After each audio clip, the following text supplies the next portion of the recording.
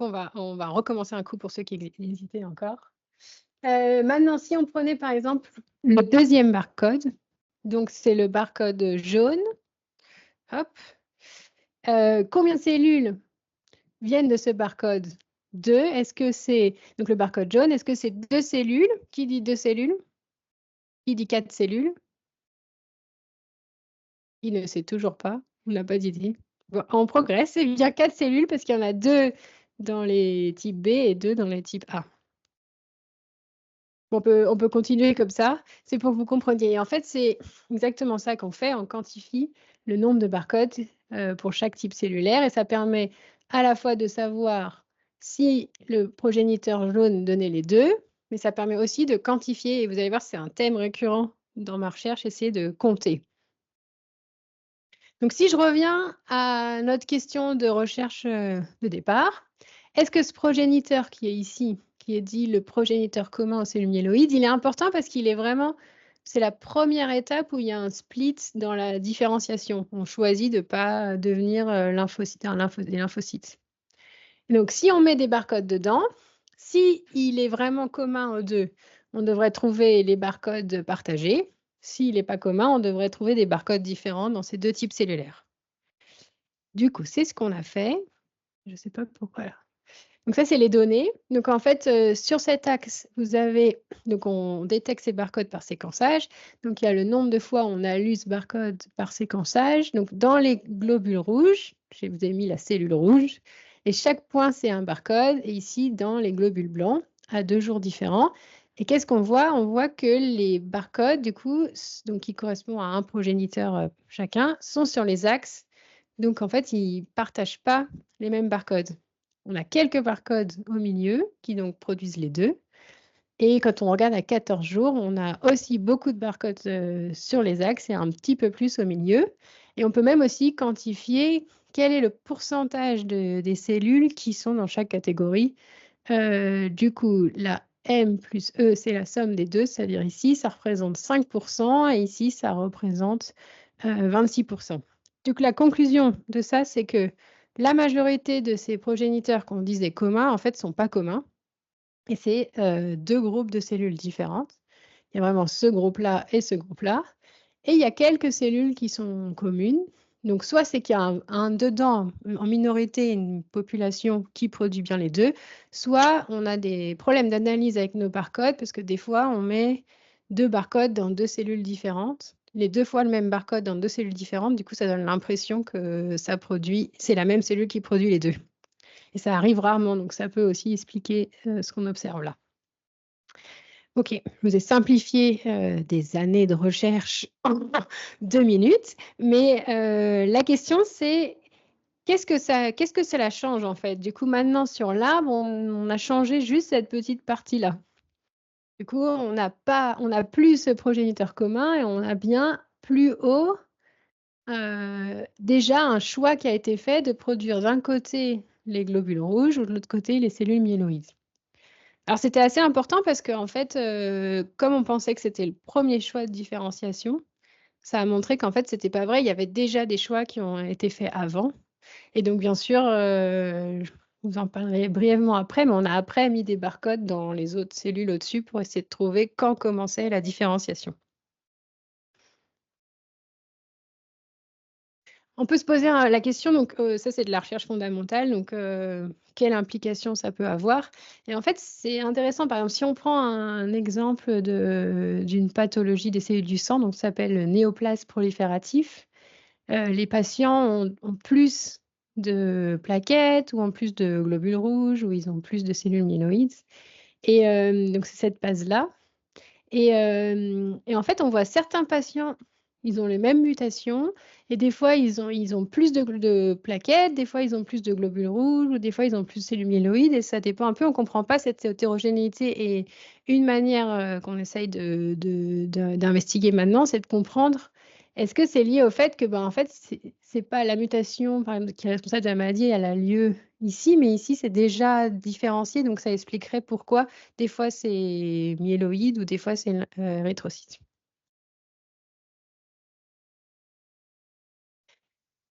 Du coup, en termes de connaissances, ça nous a amené avec d'autres, parce qu'on n'est pas les seuls à avoir travaillé là-dessus après, mais à vraiment revoir cet arbre. Et donc, qu'est-ce qui a changé? C'est que maintenant, c'est plus des patates comme il y avait avant ici, c'est plein de cellules, mais c'est pour montrer qu'il y a de l'hétérogénéité.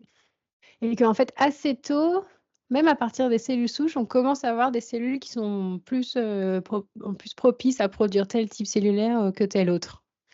Du coup, ça revoit la vision de cet arbre, de cette hématopoïèse, donc cette production des cellules du sang. Et puis après, il y a d'autres études qui ont montré qu'il y avait aussi de l'hétérogénéité en bas. Et en fait, aujourd'hui, il n'y a pas une vision stabilisée de à quoi ressemble cet arbre. Là, j'ai juste choisi celui qui me plaisait le plus à moi, mais c'est clairement pas celui qui est le plus accepté. Et c'est intéressant parce que du coup, c'est vraiment une époque où ça bouge beaucoup. Des fois, même nos collègues qui enseignent en école de médecine ne sont pas contents parce qu'ils nous disent: «Maintenant, on ne sait plus quoi présenter aux étudiants». Mais ça rend le sujet intéressant. Moi, ça m'a aussi posé une question, c'est une question de représentation et aussi quelle images et métaphores on utilisait pour parler de cette production des cellules du sang. Donc j'ai fait un travail autour de ça avec une artiste et le premier truc qui est intéressant, c'est de voir que ça, c'est la première représentation de l'hématopoïèse, ça date de 1905 et en fait, ça ressemble vachement à la première figure que je vous ai montrée, donc ça n'avait pas bougé presque depuis 1905. Oui, ils avaient rajouté quelques intermédiaires et donné des noms et tout ça, mais globalement, c'était à peu près pareil. Et aujourd'hui, on pense grâce à, par exemple, à la transcriptomique et d'autres techniques en cellules uniques, on commence à penser à des choses plus continues. On réfléchit même celle-là, j'ai bien aimé parce que c'était assez bizarre, c'était circulaire. Et même, j'ai pris aussi cet exemple de Escher avec cette fontaine. On se demande dans quel sens exactement ça va. Vraiment, aujourd'hui, on se demande si l'arbre il était descendant, on se demande si ça ne peut pas remonter, si donc ça s'appelle la dédifférenciation. Voilà, et donc dans mon travail, je travaille aussi cette question des représentations et des métaphores et ça alimente, c'est un travail théorique qui alimente la manière dont je peux concevoir des expériences aussi, en essayant de réfléchir à c'est quoi la théorie derrière qu'on a sur cette différenciation. Alors je voudrais parler un tout petit peu aussi de toutes les questions ouvertes qu'il y a sur, l'hématopoïèse.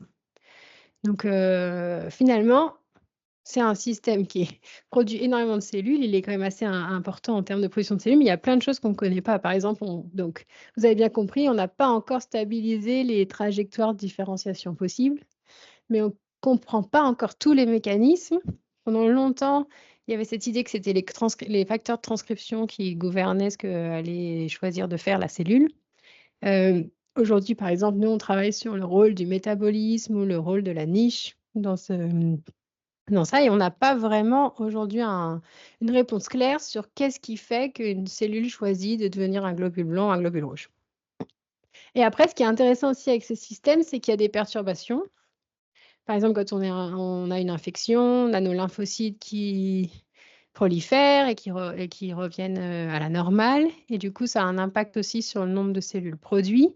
Donc ça, c'est l'exemple classique. Moi, récemment, j'essaye de m'intéresser à des perturbations qui sont moins étudiées. Finalement, les règles, par exemple, menstruelles. Les femmes perdent du sang tous les mois.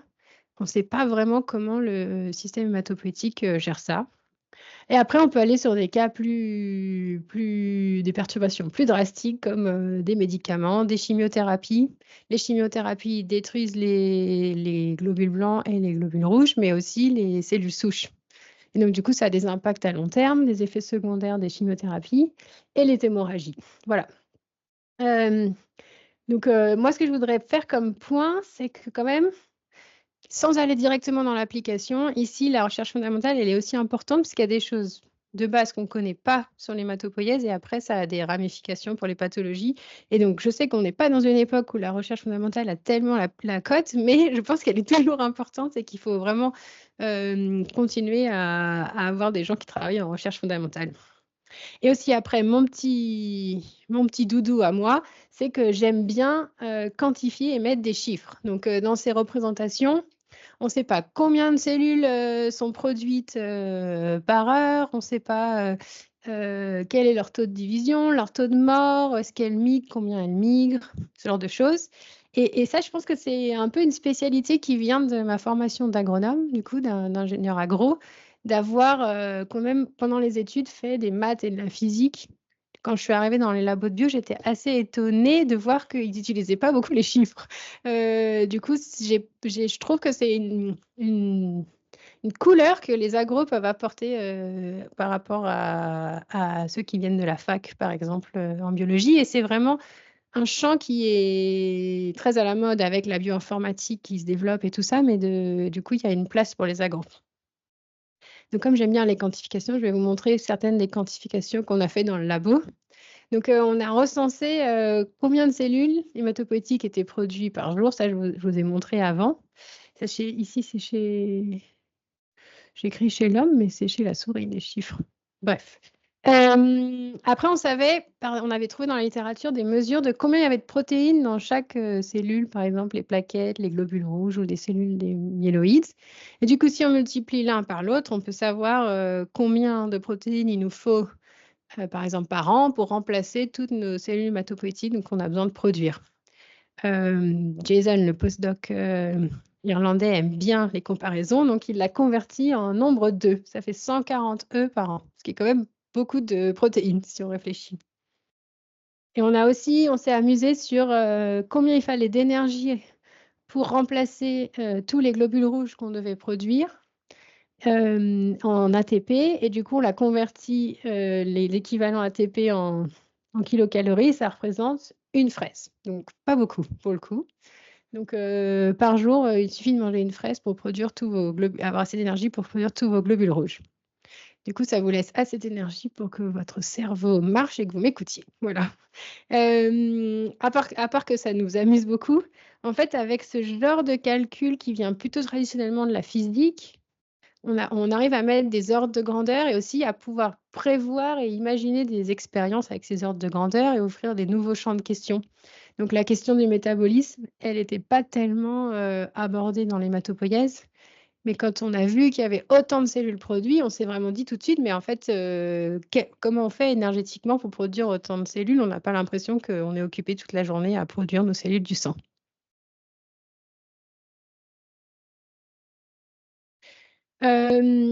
Donc, quelles compétences pour faire ces recherches? Dans mon laboratoire, on a vraiment un mélange de disciplines. Donc, on a des gens qui font des expériences, qui sont à la paillasse, des gens qui font de la bioinformatique, et on a aussi des gens qui font des modèles mathématiques. Et pour des modèles très compliqués, souvent, on a des collaborations à l'extérieur. Et aussi, on a plein de gens qui font les 3, 2 ou 1. Donc, on a vraiment un continuum de gens avec plein de casquettes. Moi-même, j'ai été formée dans les 3 disciplines avant. Et du coup, c'est vraiment notre spécialité. Et je pense que ça marche bien parce que du coup, chaque discipline se parle avec des intermédiaires qui connaissent au moins 2 disciplines.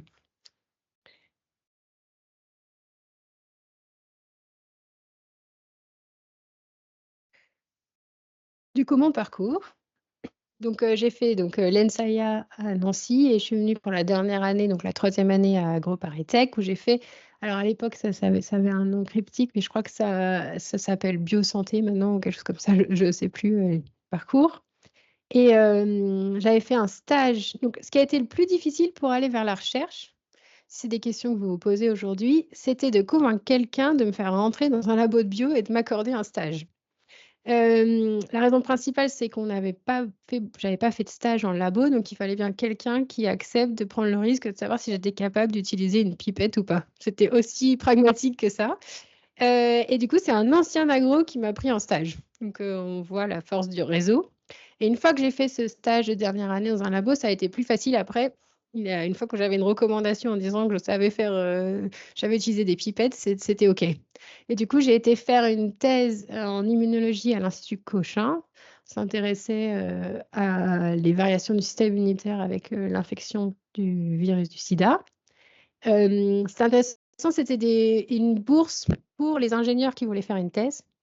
Et donc, ce programme, ils ont été arrêtés pendant longtemps, mais j'ai vu que l'INSERM vient de les relancer. Donc, si vous envisagez un jour de faire une thèse, réfléchissez aussi qu'il y a finalement ces passerelles-là qui sont intéressantes. Ensuite, j'ai été faire un post-doctorat en Hollande. Donc à la fois dans un labo qui faisait des maths, à Utrecht et un labo qui faisait du traçage des lignages, donc le barcoding que je vous ai présenté à Amsterdam. J'y suis restée 4 ans et après je suis revenue en France. Donc quand je suis revenue en France, j'ai passé, j'ai répondu à des appels d'offres et passé les concours pour entrer au CNRS. J'ai été prise comme chef d'équipe à l'Institut Curie et j'ai monté mon équipe et voilà, depuis, je suis à l'Institut Curie. Ça va faire 9 ans maintenant. Et aussi, j'ai eu 2 enfants sur le passage, donc beaucoup de choses à faire en même temps. Je vous laisserai, je ne sais pas si vous aurez des questions à poser là-dessus. L'autre point que je voulais aborder avec vous, c'était que, en parallèle de ce parcours académique, finalement est assez classique, j'ai aussi un parcours, j'appellerais d'activiste sur la recherche. Donc ça a commencé par, à faire partie des comités qui pensent, par exemple, quand j'étais doctorante, je faisais partie des comités des doctorants. Quand j'étais postdoc, je faisais partie des comités des postdocs. Quand j'étais jeune chef d'équipe, je faisais partie des comités des jeunes chefs d'équipe. Mais l'idée, c'était de faire partie dans les institutions, de faire porter la voix aussi des plus jeunes pour penser l'organisation de la recherche, et penser les carrières et le développement des gens. Donc ça, c'est un aspect important et en parallèle, je m'étais impliquée aussi beaucoup dans l'activité à l'interface sciences-société. Donc quand j'étais en thèse, on avait monté une association qui s'appelle Paris Montagne et on organisait un festival de sciences pour les jeunes des banlieues parisiennes. Ce que j'ai continué plus tard et après ça a donné, lieu à la création d'une coopérative d'intérêt collectif et je vais y revenir, un peu plus tard, dans lequel je suis bénévole et il y a, 3 salariés. Et aujourd'hui aussi, je continue à être impliquée dans, le labo, par exemple, en coordonnant avec les plus jeunes du labo l'initiative de comment penser nos recherches, qui ont moins d'impact environnemental, comment transformer nos pratiques. Donc bien sûr, j'ai plus la même implication de quand j'étais doctorant et que j'y passais énormément de temps, mais là, mon rôle souvent, c'est de faire le lien au niveau institutionnel avec les plus jeunes sur comment dans l'institution on arrive à intégrer tout ça, parce que des fois c'est des grosses machines qui sont dures à faire bouger. Voilà, mais mon point, c'est vraiment de dire que j'ai toujours fait les 2. J'ai toujours trouvé que c'était important de s'impliquer. Donc je voudrais revenir un tout petit peu sur les activités à interface, avec la société. Ce qui comptait vachement pour moi assez tôt, c'était pas tellement de partager les connaissances de ce que je trouvais dans ma recherche ou que je connaissais, c'est important, mais je voulais aussi partager la manière dont on faisait de la recherche et les compétences qu'on acquiert en faisant de la recherche. Ce qu'on a fait au sein de cette association avec, ces stages en labo et festival, de sciences, Paris Montagne qui s'est arrêté pas il y a un 0 en trop, mais sinon je serais un peu trop vieille, mais du coup qui s'est arrêté en 2015. L'association a arrêté parce qu'il y avait plus de financement. Mais l'idée, c'était vraiment de partager avec, le grand public et en particulier les lycéens, les pratiques de recherche, c'est-à-dire comment on fait de la recherche et vraiment des compétences importantes, comment j'ai un peu ça en anglais, du coup, c'est de dire comment on gère les informations, qu'est-ce qu'on pense être une source d'information fiable, comment en comparant les différents articles, on décide que c'est la connaissance aujourd'hui, elle est structurée comme ça. Comment on peut juger d'un nombre, c'est le lien avec ce que dont j'ai parlé avant. Et aussi comment la science construit la critique constructive et prendre part active. Voilà, et comment poser aussi des bonnes questions. Donc ça, c'était des compétences qu'on mettait, en pratique dans des ateliers qu'on faisait avec des jeunes. Et ça s'est transformé ensuite à, partager ces compétences dans des zones de conflit. Donc ça m'a amenée à intervenir dans des écoles, en ex-Yougoslavie, à des frontières où il y avait eu la guerre, entre, donc la Serbie et la Croatie, et utiliser la question de ces compétences de recherche pour parler, pas du conflit directement, mais pour, poser par exemple des questions. Là, c'était assez pragmatique, ils se disputent beaucoup sur le nombre de morts qu'il y a eu pendant la guerre et donc du coup, on en était arrivé à faire des estimations avec les chiffres et voir qu'est-ce qui était plausible dans ce qui était dit ou pas. Juste déjà ça. On a aussi été du coup, donc après ça s'est transformé avec les années, de devenir, formatrice pour des médiateurs qui ensuite interviennent avec le public. Donc ça, on l'a fait ici en Catalogne et aussi en Palestine, dans lequel on avait participé avec l'Institut culturel français à former les jeunes dans les universités pour monter leur festival de sciences. Donc vous imaginez bien que tout ça n'est pas actif actuellement, mais c'était très intéressant d'être dans ces endroits et de se confronter aussi à plein de cultures différentes et de rapports à la science différents. Et du coup, ça m'a amené à aussi voir différemment ma manière de penser notre interaction avec la société. Donc, avant que moi je fasse ma thèse, il y avait vraiment ce concept de vulgarisation. En anglais, on dit popularization. On a la connaissance et on la donne au public et ils doivent la comprendre. Quand moi j'ai commencé ma thèse et à m'impliquer dans cette activité, on parlait beaucoup plus de médiation scientifique et en anglais c'était science communication. Donc l'idée que c'était plus juste un transfert de connaissances verticales, mais qu'il pouvait y avoir un échange. Et ça résultait vraiment du débat, par exemple sur les OGM, qui avait vraiment changé la manière pour les médiateurs scientifiques de voir la relation science-société. Et à la suite de toutes ces expériences, j'ai été vers des activités plutôt de co-construction de recherche, de recherche participative.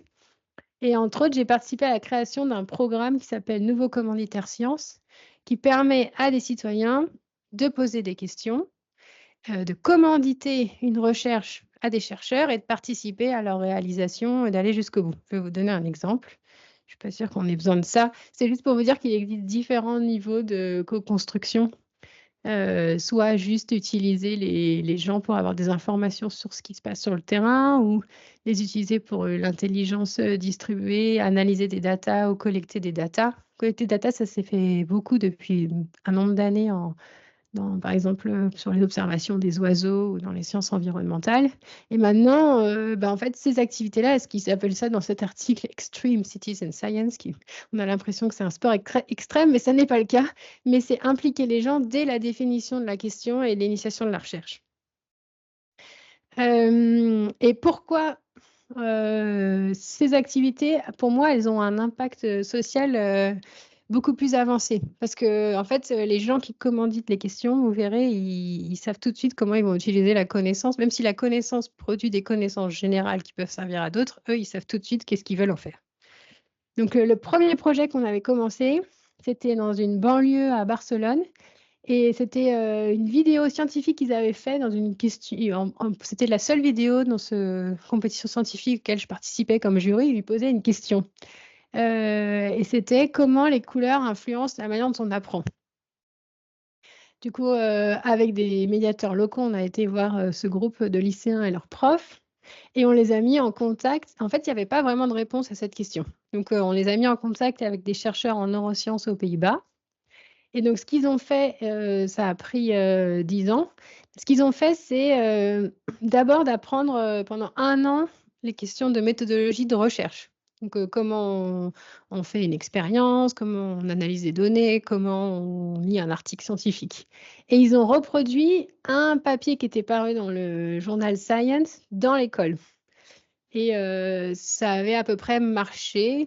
L'effet était un peu moins fort que ce qu'ils avaient vu dans le papier, mais ça a à peu près marché. Donc la deuxième phase, ils ont construit avec les chercheurs et mené une expérience, donc on dirait in situ, dans l'école, où ils changeaient les couleurs et ils regardaient qu'est-ce que ça avait comme effet donc dans le fond sur l'ordinateur et qu'est-ce que ça avait comme effet sur la mémorisation de tasks.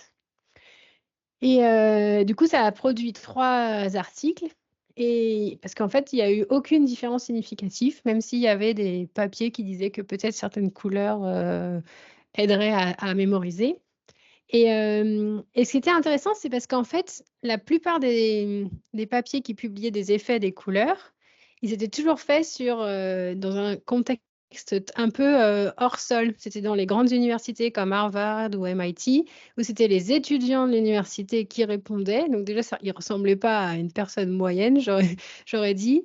Et ensuite, c'était pas dans un contexte où il fallait qu'ils apprennent une vraie chose. C'était une tâche, et donc ça a fait en fait, ça a fait pas mal bouger aussi les chercheurs en neurosciences sur leur manière de concevoir leurs expériences et ils se sont dit: «Maintenant, il faut qu'on sorte de nos labos et qu'on aille faire ces expériences de neurosciences sur le terrain avec des vrais gens dans des vraies situations».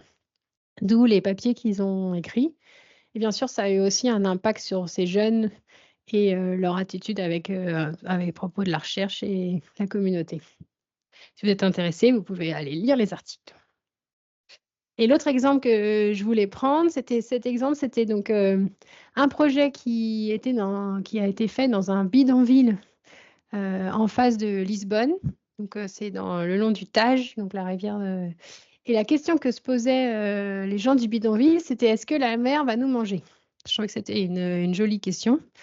Et c'était relié à la question du changement climatique. En fait, dans ce bidonville, le gouvernement leur disait qu'ils devaient partir parce qu'avec la montée des eaux, ça allait envahir le bidonville et ils devaient partir. Et donc eux, ils voulaient pas partir et ils se demandaient vraiment si ça allait leur arriver, du coup, s'ils restaient là. Et du coup, on les a mis en lien avec des chercheurs de l'université de La Rochelle qui sont spécialistes de la géodynamique, des côtes et qui ont répondu: «Bah, en fait, on ne peut pas répondre à leurs questions. On n'a pas de modèle à une micro-échelle, on n'a que des macro-modèles et en plus, c'est une embouchure-de-rivière, c'est assez compliqué». Du coup, ils ont commencé à faire la liste de tout ce qu'ils avaient besoin pour faire un modèle, à cette micro-échelle et donc ils ont travaillé avec, les habitants du bidonville pour connecter les données et en faisant ça, ils ont mis des balises avec les pêcheurs dans la mer pour enregistrer, les mouvements d'eau et les niveaux d'eau. Et surtout parce que les habitants avaient dit: «Ah, il y a quand même des vagues assez méchantes qui viennent de temps en temps et qui engloutissent, le bidonville» et je pense que c'est la question: «Est-ce qu'elle va nous manger?» Ça vient un peu de ça et c'est drôle parce que, bah, grâce à ces mesures, ils ont découvert un nouveau type de vague qui est une vague qui a pas qui ne fait pas un déplacement d'eau en hauteur, mais qui a plutôt une grande longueur d'onde, donc qui déplace des grands volumes d'eau, mais elle n'est pas plus haute que les autres et quand elle arrive, elle, détruit le bidonville.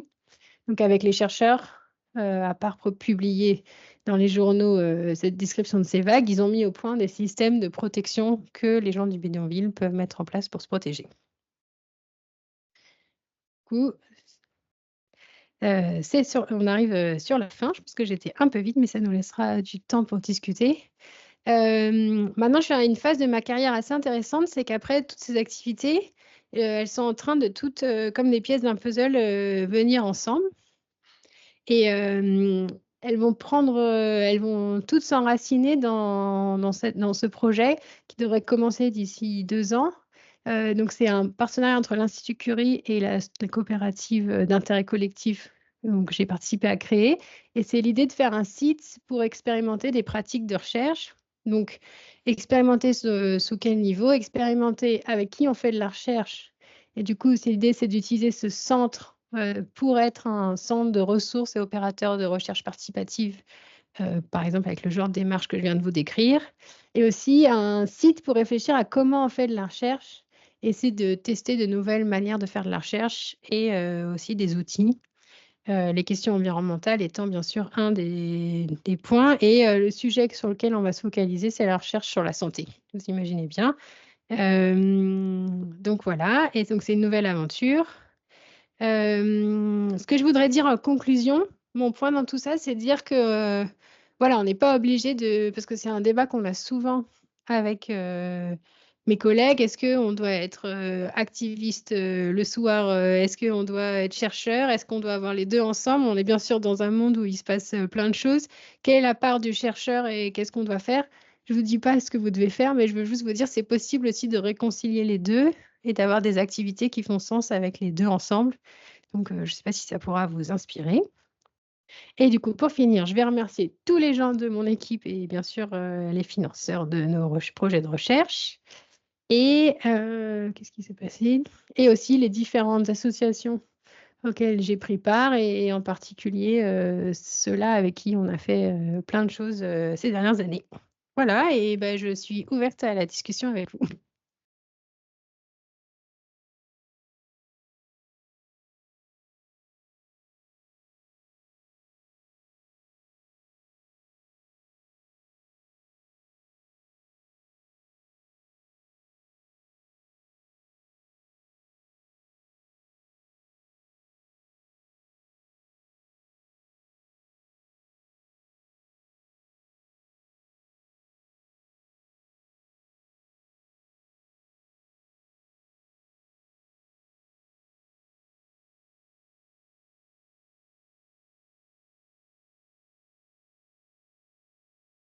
Moi, je pense que c'est dans la bonne voie. Donc, les plateformes de préprint et aussi, donc il y a plusieurs choses. Il y a les préprints, mettre ces recherches accessibles avant qu'elles soient publiées et validées par le comité des experts. C'est vraiment une bonne chose. Et surtout, le fait aussi que ça soit ouvert à tous. Donc, ça a des avantages et des inconvénients. Je pense que c'est important qu'une fois qu'on a publié, que ça a été validé par les experts, ça soit aussi en open source pour que tout le monde puisse accéder à ça. Parce que ce qu'on a vu aussi, c'est que des fois, le grand public prenait les préprints et il les comprend pas bien et il y a des trucs qui n'ont pas été corrigés, c'est pas OK. Donc ça, c'est pour la partie avec le grand public. Pour la recherche, j'aimerais bien, ça permet de publier plus vite. Ça aussi, moi, je pense que nous, on met toujours tous nos papiers en open access, mais aussi les préprints sur les serveurs. Et franchement, à terme, moi, j'aimerais bien qu'on n'ait plus les journaux. On n'y est pas du tout aujourd'hui là, parce que le système est quand même assez coincé. C'est avec ça qu'on évalue et c'est assez pratique d'évaluer avec ces journaux. Mais moi, clairement, j'y crois et j'aimerais bien que ça bouge même plus vite que ce qui est en train de se passer. Mais bon.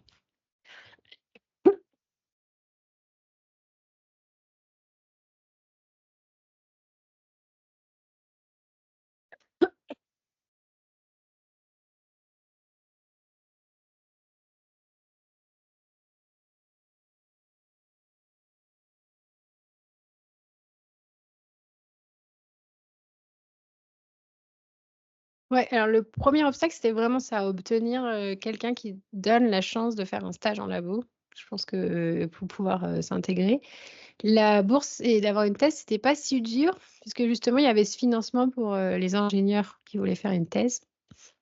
Aujourd'hui, avec les concours dans les écoles doctorales, ça va dépendre un peu des disciplines et à quel point ils sont ouverts, mais je trouve que les mentalités ont pas mal évolué et qu'il y a quand même il y a vraiment une place pour les ingénieurs, en général dans la recherche, même fondamentale.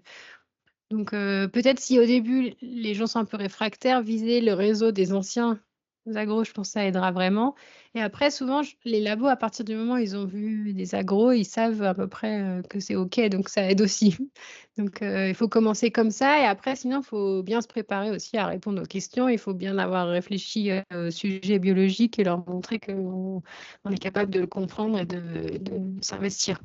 Je dirais qu'aujourd'hui, c'est moins dur qu'avant, donc, allez-y.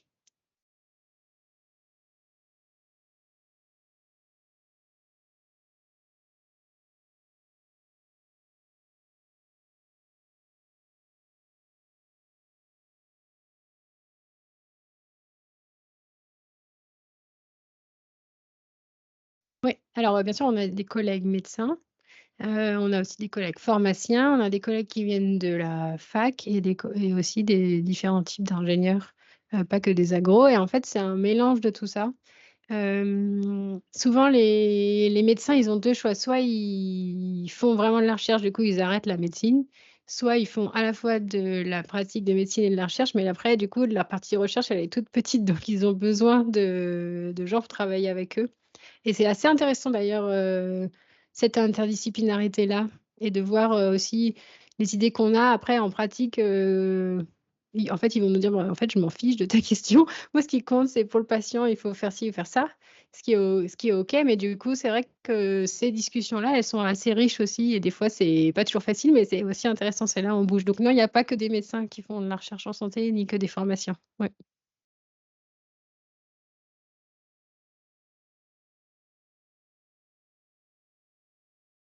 À quel moment vous avez su que vous étiez intéressé par la recherche? Enfin, comment vous avez pris justement cette décision, après, les études d'ingénieur de faire de la recherche? Alors moi, je suis un cas un peu bizarre. Je voulais faire de la recherche déjà quand j'étais en troisième. J'avais décidé que je voulais faire de la recherche, parce que j'avais une prof de techno qui m'avait, fait lire, des fiches métiers et j'avais lu un truc sur la recherche et je m'étais dit: «Ah, c'est marrant, qu'est-ce qu'ils font?» Blabla et mais en fait, après, dans toutes les études et tout, je me suis toujours dit: «OK, c'est une possibilité, mais je suis pas sûre que ça me plaira». Et en fait, on peut vraiment décider que quand on fait de la recherche et on fait expérience et en même temps, c'est pas un truc, constant dans le sens, on peut aimer faire un stage de master et ça me plaît et se dire: «OK, ça me plaît assez pour que je fasse une thèse». Se dire: «Bah, moi, je me disais à la fin de ma thèse, on verra si ça me plaît toujours et si j'y arrive assez bien pour continuer» et donc c'était toujours une possibilité. Il y avait toujours une possibilité d'avoir un autre job ou faire autre chose et ça a continué aussi au postdoc Même encore aujourd'hui, des fois, je me dis: «Bon, bah, si ça marche plus, j'irai faire un autre job». Donc je suis pas sûre qu'il y ait une réponse définitive, c'est plutôt une réponse constante et la meilleure manière de se rendre compte, c'est de le faire, en fait. C'est que comme ça qu'on sait que ça nous plaît, mais attention à bien choisir un environnement qui vous correspond. Il y a plein de manières de faire de la recherche et il y a plein de sujets différents et donc la motivation première, bien sûr, c'est le sujet et la question, mais ça suffit pas. Il faut aussi choisir les gens avec qui on travaille, qui nous correspondent et qui la manière dont ils approchent les questions ou ils font de la recherche, elle nous soit compatible et donc je dis toujours aux étudiants de faire attention, de bien prendre en compte ces 2 aspects. Une deuxième question, il me semble, mais je suis pas sûre que votre thèse, vous l'avez fait à l'étranger ou c'est le postdoc que vous avez fait à Ah, l'étranger? le postdoc, OK ouais. et du coup, pourquoi l'étranger? Est-ce que c'était une question d'opportunité, de thème? Alors en fait, dans la recherche, c'est plutôt bien vu d'aller faire une expérience à l'étranger. Donc ça peut être la thèse ou le postdoc. La raison, c'est qu'on se dit que c'est une manière de tester à quel point les gens sont capables de s'adapter à un nouvel environnement de recherche et aussi, faire de la recherche. Mais en pratique, c'est en train de changer aussi. Il y a quand même des gens qui partent pas à l'étranger et qui deviennent chercheurs aussi, donc c'est pas un obligatoire, mais ça fait quand même partie un peu de ce qui est attendu.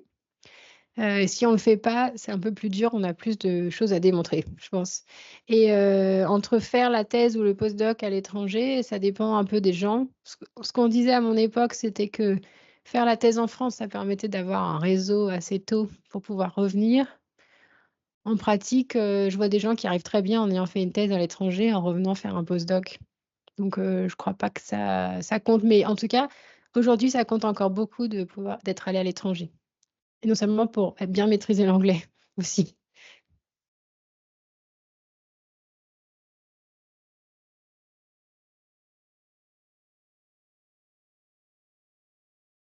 Juste savoir, au niveau des stages, vous avez fait que des stages en recherche donc? Non, bah, j'ai fait des stages en entreprise aussi quand D'accord j'étais en 2e année, ouais. et c'était quoi comme, Alors, c'était dans une entreprise de santé animale, ouais, à Bordeaux et c'était dans la chaîne de production, enfin ça n'avait rien à voir et mais du coup, peut-être pour rebondir un peu sur la question aussi, c'était aujourd'hui, moi, je vois beaucoup de mes étudiants qui hésitent même, après leur thèse, à savoir ce qu'ils vont aller rester dans le privé ou dans le public, que ce soit pour faire de la recherche ou même d'autres jobs et en fait, je suis pas forcément la meilleure personne pour y répondre parce que j'ai pas fait beaucoup de choses dans le secteur privé. Mais, je crois qu'aujourd'hui, il y a aussi des possibilités dans certains domaines de faire des allers-retours. Avant, c'était, soit on va dans le privé, on y reste, soit on va dans la recherche académique publique et on y reste. En santé, en tout cas et pas avec le développement de la bioinformatique, je vois qu'il y a plus de possibilités de faire l'aller-retour qu'avant. Donc on n'est pas forcément obligé de choisir pour la vie, ce qui est plutôt une bonne nouvelle puisque, en fait, les 2 mondes sont assez différents et ont des avantages et des inconvénients. Si. Est-ce qu'il y a d'autres questions?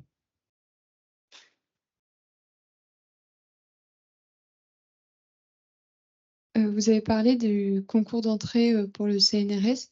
Est-ce que quand on passe, on postule pour, un labo, enfin un sujet de recherche ou pour, le CNRS au global?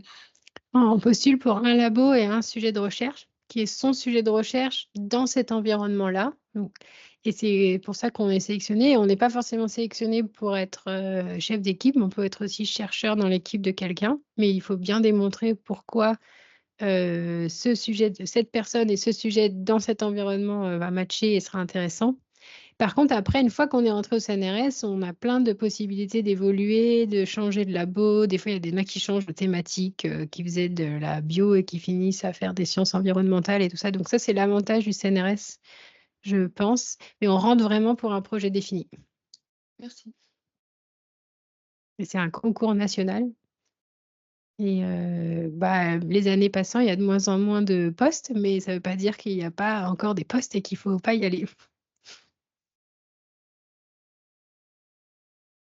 Moi, j'avais une autre question. Vous avez évoqué à un moment que, enfin, le lien entre, les ingés et la bioinformatique. Est-ce qu'il y a une tendance, justement dans les labos de recherche à ce que ce soit plus des formations, ingénieurs, qui s'occupent de la partie bioinformatique, data? Ouais, je crois que c'est assez bien vu. Bon, bien sûr, il y a tous les masters de bioinformatique, il y a aussi les ingénieurs informaticiens qui vont dans ce domaine-là, mais ils ont souvent une vision assez technique en fait de la bioinformatique. Et je pense que, en tout cas, les agros qui ont fait quand même de la bio et qui comprennent plus de choses en bio ont vraiment un atout parce qu'ils ont aussi appris à programmer, ils comprennent des bases de maths et tout ça, et du coup, ça donne vraiment un atout de faire.